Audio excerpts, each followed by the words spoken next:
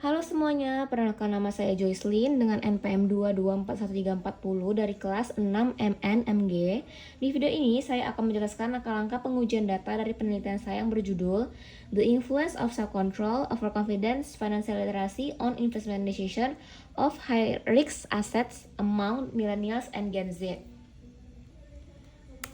Berikut ada latar belakang yang berupa isu, gap, and contribution.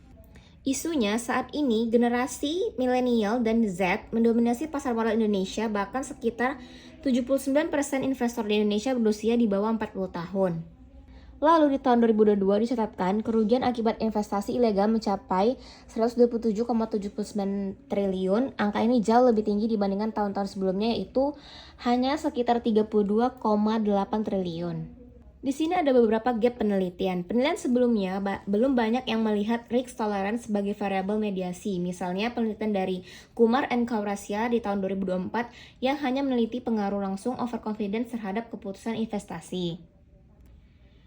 Yang kedua ada Boyer et al. Yang di tahun 2020 yang hanya meneliti literasi keuangan secara langsung tanpa memperhatikan pengaruh melalui risk tolerance. Yang ketiga ada penelitian dari Pakistan oleh Adil and Tim di tahun 2022 yang justru menempatkan risk tolerance sebagai variabel independen, bukan mediator. Karena itu, saya mengisi gap ini dengan memposisikan risk tolerance sebagai variabel mediasi antara overconfidence, self-control, and financial literacy terhadap investment decision. Di sini saya akan menunjukkan novelty, yaitu yang fokus pada investor muda Indonesia di aset yang berisiko tinggi seperti saham dan kripto. Yang kedua, menggabungkan faktor psikologis dan finansial dalam satu model yang komprehensif. Yang ketiga, menempatkan risk tolerance sebagai mediator yang memberikan perspektif baru dalam behavioral finance. Di contribution, penelitian ini bertujuan untuk memberi kontribusi teoritis dan praktis. Secara teori, saya ingin mengintegrasikan konsep psikologi keuangan dengan model pengambilan keputusan investasi. Secara praktis, hasil penelitian ini bisa membantu dalam menyusun program edukasi dan pelatihan keuangan yang tidak hanya fokus pada teori, tapi juga pada perilaku dan emosi investor muda. Model penelitian saya terdiri dari 3 variabel, yaitu independen, yaitu overconfidence, self-control, and financial literacy. Ketiga variabel ini diasumsikan memengaruhi investment decision, baik secara langsung maupun tidak langsung melalui variabel mediasi, yaitu risk tolerance. Secara total ada 7 hipotesis yang diajukan dalam model ini, yang terdiri dari hubungan langsung dan hubungan tidak langsung yang dimediasi oleh risk tolerance.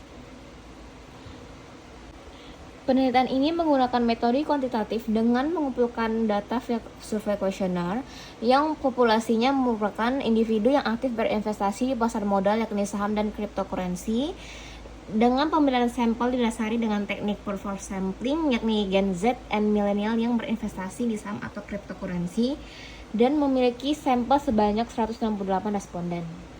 Berikut adalah profil responden. Bisa kita lihat di sini investor paling banyak yaitu berusia di 12 sampai 27 tahun, yakni Gen Z, dan lebih dari 43 responden memiliki pendidikan terakhir sarjana, sedangkan 38%-nya adalah lulusan SMA. Dan lebih dari 54% responden memiliki penghasilan 5 sampai dengan 10 juta per bulan. 20% responden memiliki penghasilan lebih dari 10 juta per bulan. Responden yang paling banyak berinvestasi di saham dibandingkan di kripto. Di sini ada tabel kedua, yaitu common method bias.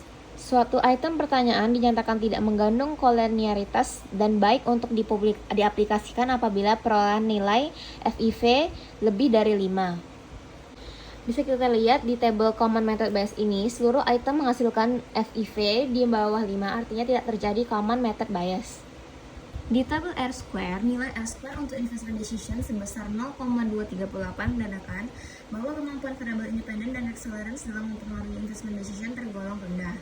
Nilai R-square untuk risk tolerance sebesar 0,620 menandakan bahwa kemampuan variabel independen dalam mempengaruhi risk tolerance tergolong kuat. Di tabel efek SAS ini, financial literacy memiliki efek yang lemah terhadap risk tolerance, overconfidence memiliki efek yang kuat terhadap risk tolerance memiliki efek yang kuat terhadap investment decision, self-control memiliki efek yang sangat lemah terhadap risk tolerance.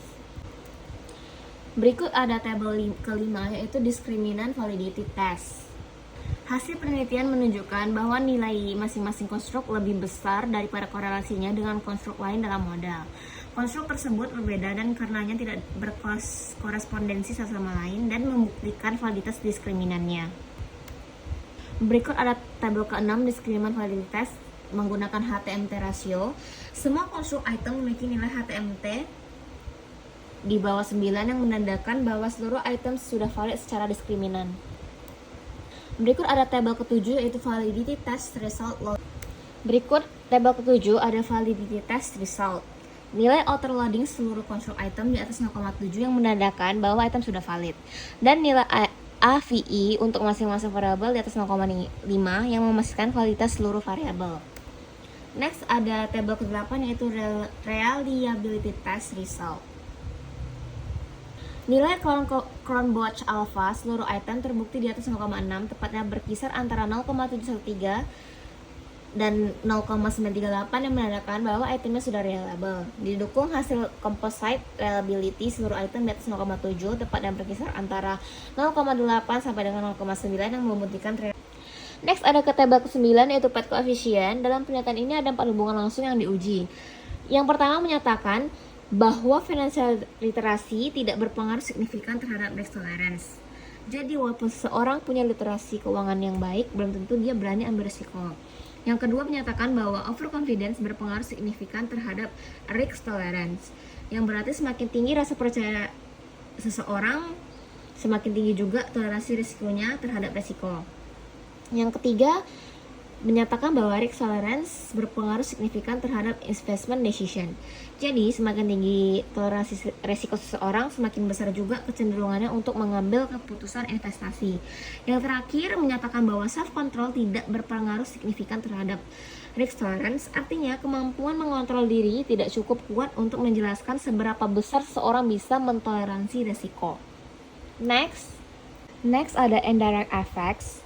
Di sini menunjukkan bahwa risk tolerance mampu memediasi hubungan antara overconfidence dengan investment decision karena p-value di atas 1,96 dan p-value di bawah 0,05. Artinya, orang yang overconfident akan punya toleransi risiko yang tinggi, dan dari situ mereka jadi lebih berani untuk mengambil keputusan investasi.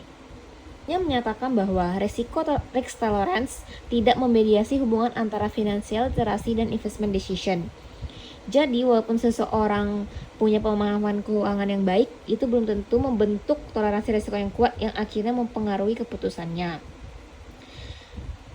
Yang sama terhadap self-control yang tidak memediasi hubungan antara self-control dengan investment decision. Jadi, self-control tidak cukup kuat untuk membentuk risk tolerance yang nantinya mempengaruhi keputusan investasi. Dari hasil ini, kita bisa lihat bahwa overconfidence adalah faktor yang paling dominan. Investor yang terlalu percaya diri cenderung merasa lebih mampu menghadapi risiko, sehingga mereka lebih berani mengambil keputusan investasi di aset berisiko tinggi seperti saham dan kripto. Sebaliknya, financial literasi dan self-control tidak cukup kuat untuk mempengaruhi risk tolerance secara signifikan. Yang terakhir ada conclusion. Di theoretical contribution, studi ini menggarisbawahi peran utama konstruksi psikologi, khususnya yang terkait dengan toleransi risiko rasa percaya diri yang berlebihan dalam pengambilan keputusan investasi. Practical contribution-nya, hasil penelitian ini menunjukkan bahwa investor, terutama mereka yang tergolong demografi muda, harus lebih waspada terhadap bias kognitif mereka, yang salah satunya terkait dengan rasa percaya diri yang berlebihan, yang mendorong perilaku investasi yang berisiko sangat tinggi. Suggestion-nya, penelitian di masa mendatang harus mempertimbangkan penggunaan desain longitudinal atau eksperimental untuk membangun hubungan kausal dengan lebih kuat dan untuk memeriksa bagaimana ciri-ciri perilaku berevolusi dari waktu ke waktu. Penelitian selanjutnya dapat memperluas cakupan penelitian untuk mencakup variabel-variabel seperti penggunaan platform digital, pengaruh teman sebaya, serta status sosial ekonomi dapat menawarkan wawasan yang lebih luas tentang sifat multidimensi perilaku investasi. Berikut adalah hasil pengolahan data saya menggunakan software SmartLS versi 4. Model dan analisis ini disusun berdasarkan data kuesioner yang saya kumpulkan dan telah diolah sesuai dengan prosedurnya. Di sini terlihat bahwa variabel-variabel dalam model sudah saling terhubung sesuai dengan hipotesis yang diajukan. Terdapat beberapa menu utama yang digunakan dalam proses pengujian, seperti PET coefficient yang menguji pengaruh langsung antar variabel. ada specific indirect effects untuk melihat efek mediasi melalui risk tolerance. Berikut data-datanya. Dan sudah saya jabarkan di PPT. Lalu ada R-squares untuk melihat seberapa besar model menjelaskan variabel tertentu. Ini ada outer loadings yang digunakan untuk menguji validitas convergent. Hasil dari output ini saya gunakan untuk menguji validitas, reliabilitas, serta pengaruh langsung dan tidak langsung antar variabel dalam model penelitian saya. Berikut adalah gambar model penelitiannya. Sekian video dari presentasi saya mengenai penelitian yang saya kerjakan. Terima kasih sudah menonton sampai selesai. Mohon maaf bila ada kesalahan kata. Terima kasih atas perhatiannya.